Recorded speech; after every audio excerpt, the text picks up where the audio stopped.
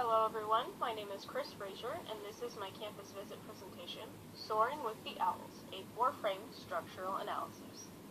Over the course of 2 days, I visited with student affairs professionals on the Oregon Tech campus to conduct a structural analysis. The following represents my findings.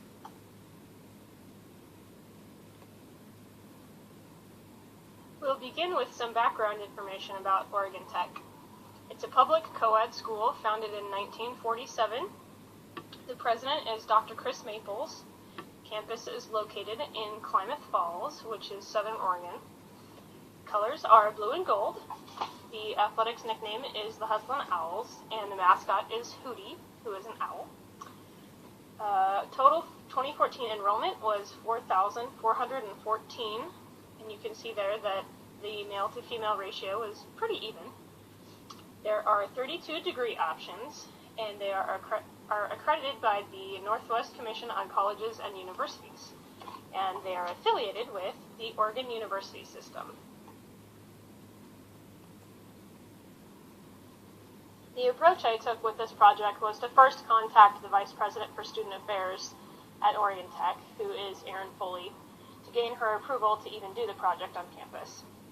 Upon her approval, she suggested several individuals that I should set up meetings with, including student affairs directors as well as some other individuals that report directly to her. So I contacted these individuals and set up appointments.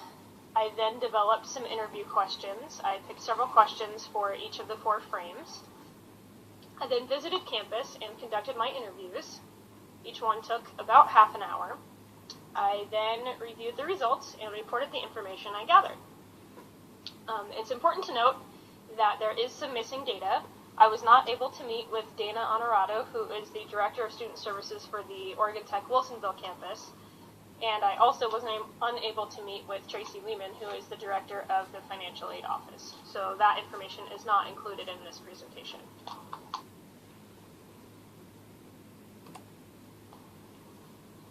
Here is a list of the interviews I conducted. I first met with Erin Foley, the Vice President for Student Affairs / Dean of Students. Then I also met with her Executive Secretary, Nellie Stewart.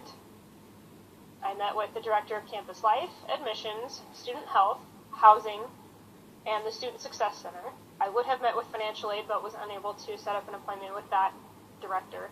So I was able to meet with almost all of the student affairs directors, so I feel like I have a pretty good representation of the department as a whole. I also met with Shelley Wilson and Bob Connor, who both report directly to Erin Foley, but are not student affairs directors, but I felt like their perspective was important as they also report to Erin, so they're sort of a part of student affairs. And then I also was able to meet with two students, Margie Anderson and Megan Drost.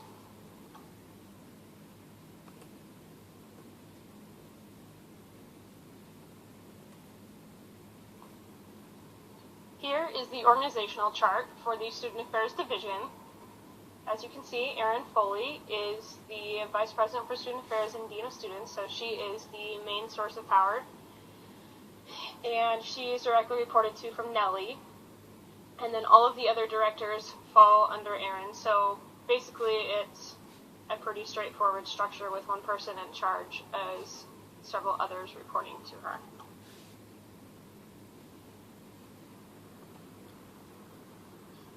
The questions I asked for the structural frame included: tell me about the organizational structure of student affairs, what are some of the goals, responsibilities, and roles within the division, and who determined them, and how do others feel in the organization about these goals. I also asked about policy decision-making and meetings. I asked about how decisions are typically made and who is responsible for those decisions, and how are problems identified, defined, and resolved, and where are the main sources of conflict, and how does conflict get resolved. I then also asked about individual evaluations, what criteria those evaluations are based on, who creates the evaluations, who evaluates each other, and just kind of how that evaluation process works. What I found through my interviews is that the structure of the Student Affairs Division is a divisionalized form in which one person is overseeing many other directors who are each in charge of their own departments. So the work of the Student Affairs Division is separated amongst each of the different departments, who then work individually to create and support the mission of the Student Affairs Division as a whole. What you didn't see on the organizational chart, however, is Shelley Wilson and Barb Connor, who are both direct reports to the Vice President for Student Affairs, Erin Foley, but do not appear on the organizational chart. They both serve kind of auxiliary roles within the Student Affairs Division, and so they're not technically a part of the Student Affairs Directors group, but they do report directly to Erin because they serve important functions that support the Student Affairs Division. The goals of the Student Affairs Division are supported by two different processes. One is the president of the university, or kind of a top-down approach, would give the director, vice president for student affairs, some goals and direction on things that he thinks they should be doing throughout the course of the year. And Erin would then take those to the rest of the student affairs directors. Another way that their goals are derived is collectively at an annual retreat that they hold each year. They would participate in a group goal-setting process where each person would have the opportunity to give input and feedback into what the goals would be for the year, rather than Erin as the person in charge just kind of creating them for the division. As far as the decision-making process within the Student Affairs Division, it's a very collective process in which Erin tries to solicit input from the directors at bi-weekly directors meetings, where she is able to bring information to the directors, and anytime there's a decision that needs to be made, she's able to gain input from each of the directors so that the decision is not just something that Erin makes on her own, but is supported by the various directors. And something that some of the directors mentioned to me while meeting with them is that even if Erin is not able to get their input at a meeting, maybe it's a quick decision that needs to be made, she'll actually call, email, or even visit the offices of the various directors so that she can get their input and feedback on decisions before she makes them. However, directors did express to me that they feel confident that Erin would make decisions on their behalf that they would agree with. So if there ever came a time where Erin was not able to gain input from the directors, they did trust her to make the decision and have it be the best outcome for all involved. As far as the evaluation process, it is a peer process in which each director is asked to provide 5 to 10 names of individuals, both students and colleagues, with whom they work closely with throughout that year. And then those individuals are given an evaluation form that they would complete and return to Erin's office. And then Erin would tabulate all of that information and add her own evaluation to that, and then meet individually with each director and discuss the evaluations, maybe strengths and weaknesses, challenges, things of that nature, with each director individually. It is an anonymous process, however, so the only person who knows who said what about whom is Erin herself, and she does not bring that up in the evaluation of who said what, just simply what was said.